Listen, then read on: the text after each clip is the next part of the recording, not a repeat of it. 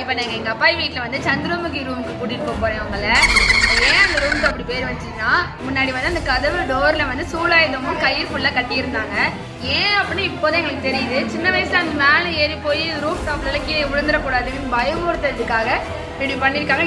இன்னைக்கு உங்களுக்கு அந்த ரூமுக்கு காட்ட போகிறேன், வாங்க போகலாம். ஆனால் இது புதுசாக இருக்குண்ணே, புதுசாக இருக்கு.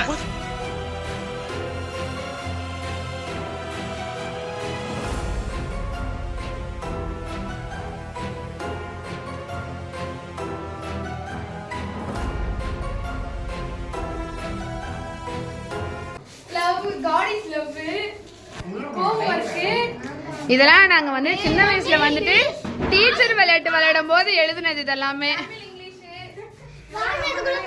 சாத்து இதெல்லாமே நாங்க வந்து சின்ன வயசுல டாக்டர் விளையாட்டு டீச்சர் விளையாட்டு விளையாடும் போதுல இது எழுதி பாருங்களேன். எங்க நேம்லாம் எழுதுனது இன்னுமே இருக்கு, அப்படியே சின்ன வயசுல விளையாண்டது.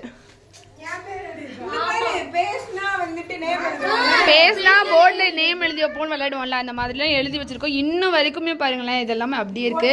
இது வரைக்கும் யாருமே இந்த பக்கம் வரல. காலையில என்ன விளையாட்டு காட்டுறாங்க, எப்படி வெளியே போலாமா? ஸோ இது வந்துட்டு பார்த்தீங்கன்னா இப்படிலாம் அவ்வளோ இதாக இருக்குது, டெரிஃபிக்காக இருக்குது. இந்த இடம்லாம் பார்த்தீங்கன்னா அப்படியே தாவி குதிச்சு விளையாட ஆரம்பிச்சிட்டோம் சின்ன வயசில். அதனால இந்த பக்கம்லாம் போனால் பேய் பிடிச்சிக்கும். இந்த ரூமில் பேய் இருக்குன்னு சொல்லி சூளா இதெல்லாம் குத்தி கயிறுலாம் கட்டி வச்சு எங்களை பயமுறுத்திட்டாங்க. அதனால் அப்போலேருந்து இப்படி வரதில்லை. ஸோ பார்த்தீங்கன்னா இப்படி தான் இருக்குது. பக்கத்து வீட்டுக்கு தாவர மாதிரிலாம் இருந்தது. இவளோட அண்ணா வந்துட்டு ஒரு டைம் இந்த பக்கம் தாவி போயிட்டான் அந்த பக்கம்.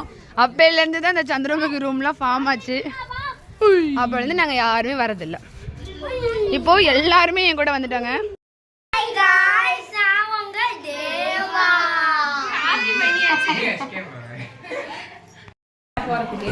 முன்னாடிலாம் பயப்படுவோம், இப்போ எவ்வளவு ஜாலியா சின்ன பிள்ளைங்க முத கொண்டு போயிட்டு வந்துட்டு இருக்கு.